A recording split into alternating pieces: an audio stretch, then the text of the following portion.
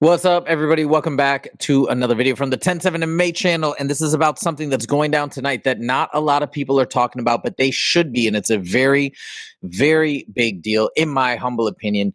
Tonight, we have Dirty Boxing 4, an event going down in Nashville, Tennessee.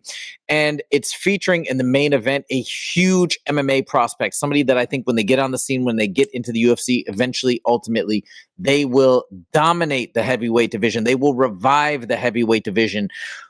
I think they will, man, I think this person is going to be an absolute stud. And I think, honestly, when he's ready, he'll smoke everybody. I'm talking about the one and only Gable Steveson, Olympic gold medalist in wrestling, somebody who then transitioned to professional wrestling, has taken his MMA career very seriously, working with none other than Jon Jones. If I'm not mistaken, Jon Jones actually cornered him in his last fight in the LFA, which was an MMA fight where Gable Steveson got an incredible first-round finish, a dominant first-round finish against Braden Peterson. Braden Peterson, we know from Fusion Fight League, so he's no chump. He's the real deal. Gable Steveson cut through him like a hot knife through butter. So we're going to see him do something tonight in this matchup that actually negates his best weapon. It removes his best weapon. It's wrestling. He's an incredible grappler and wrestler, and he's been training hard, like I mentioned, but he's not doing any of that. He is competing in the Dirty Boxing promotion, which I'm going to go through the rules at the end of this video as well, just so you know what that entails. But basically, it's a striking match. What this tells me is we should all be extremely excited about Gable Steveson, because he's obviously not just coming in to do his thing and be successful, but he's coming in to be the best version of himself. What I mean by that is, if he's going to the lengths of taking on a dirty boxing match where all he can do is strike, and it's very specific striking, it's only punching, okay? You can only use your hands. You can do ground and pound, but you can only use your hands, can't utilize wrestling whatsoever. That tells me that he's trying to push himself to be the best. He's trying to take on a challenge that is very difficult for him, given his amazing skill set in one area, take that away and really test himself. And that, to me, is the championship mindset in a nutshell. So regardless of the outcome of this fight, I think we should be very excited that Gable Steveson, period, wants to take on this challenge. Now, we're going to start by taking a look at this interview right here from Mike Perry, where he talks about the event tonight and talks about the main event, which will feature Gable Steveson against his rival. And then we're going to go through all the buildup and all the fun footage that has been gathered thus far. So check this out. Here we go. Pumping up Dirty Boxing 4. The fighters are doing a great job doing that. We had a few of them on Overdogs podcast talking some trash. And, the main event, Gable Steveson, such a humble warrior. And then his opponent came on spitting, talking that mess. So he's bringing the heat too. I'm really excited to see how it all plays out. So as far as the Gable now, they're going to say a little more, because he just had the MMA debut for LFA a couple of months ago, and he just runs over his opponent. I think it was like 98 seconds. It was less than 2 minutes. And so we just sort of expected him to take another fight for LFA, maybe 2, and then he's off to the UFC beginning of 2026. When this news dropped, I was like, what? I did not see this coming from a mile away. Did this take you as much by surprise as it took me that Gable Steveson was transitioning over to dirty boxing? I don't even know what Mike says here, but no, it doesn't take me by surprise, because Gable Steveson is a champ mentality. He's a Olympic gold medalist, a feat that very few people have ever achieved. And then especially in the world of mixed martial arts, he's got that championship mentality. He wants to push himself. He's not going to run away from these daunting challenges. That's why I'm guessing Mike is going to say something like that. But no, I'm not surprised. Essentially less than a month after his MMA debut for a fight. Right. I mean, his high level, gold medal mentality doesn't surprise me that he's willing to do this. We had him at a dirty boxing event. He saw the striking and he kind of wanted to, in somewhat, handicap himself or what the fans thought about him in the MMA world by coming over here and forcing himself into a striking bout. And I'm really excited to see how it plays out, man. He's a talent. So do you like this for him as far as his development goes? Just jumping in there, and I guess handicapping is an interesting word to frame it by, because he can't rely on that incredible wrestling pedigree. And you can't clinch for too long without doing stuff, or else you get penalized now. So that takes a little something off the table as well. Kind of evens the odds a little bit for Billy Swanson a little bit, does it not? A little bit. And, Swanson's selling. He is, he's selling the fight. And I can't wait to see it play out, because if he talked all that trash and then Gable does what Gable does in there, he's saying he's going to make it this brutal fight, and he wants to see what happens if he cuts Gable, see how he reacts to that. That's big talk. They are heavyweights, so it's big talk from big boys, but, everyone knows that Gable's the hottest prospect in, the early rankings of MMA right now. And we get to have him fight at DBX. That's John's boy. That's my boy too. Gable's become one of my boys, man. I like that guy. So, I'm rooting for may the best man win. I'm a little bit rooting for Gable. I want to see his boxing skills, and he's ready to show the world. So make sure everybody tune in. We're free on YouTube, baby. DBX this Thursday. It's actually funny as the head of the promotion to say he's slightly rooting for one of the fighters, but it's his fourth event. I don't know.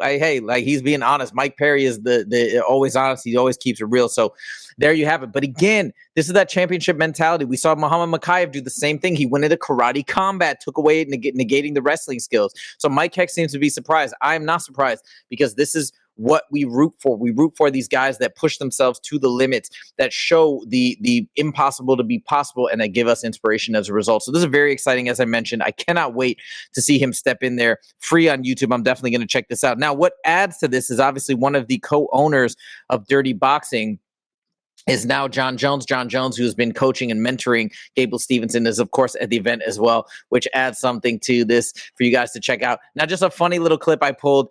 Jon Jones apparently is on this white horse in the front of the hotel, or in front of where the event is going down. I just thought this was a funny clip to include, because he throws a little jab at Tom Aspinall. I think this is a jab at Tom Aspinall. Check this out. Can't see you. Mate and we got to go, the greatest of all time, Johnny Bones Jones, rolling up here for DBX4.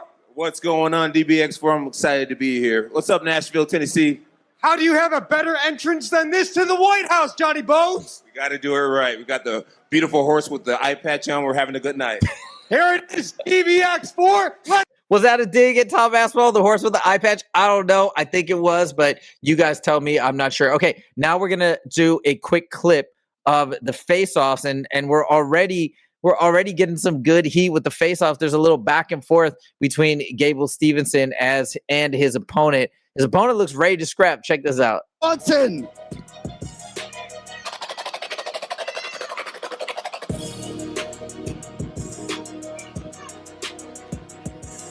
$256, the official weight for Billy Swanson.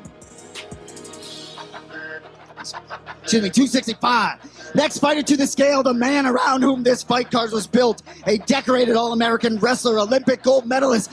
Ladies and gentlemen, how about a big welcome for the man, Gable Steveson.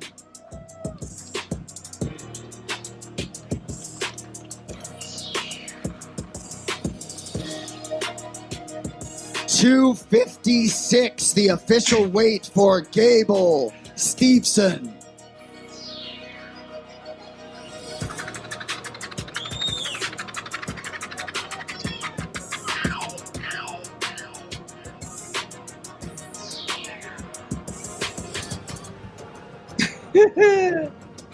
This Swanson dude's ready to rock. He is not intimidated.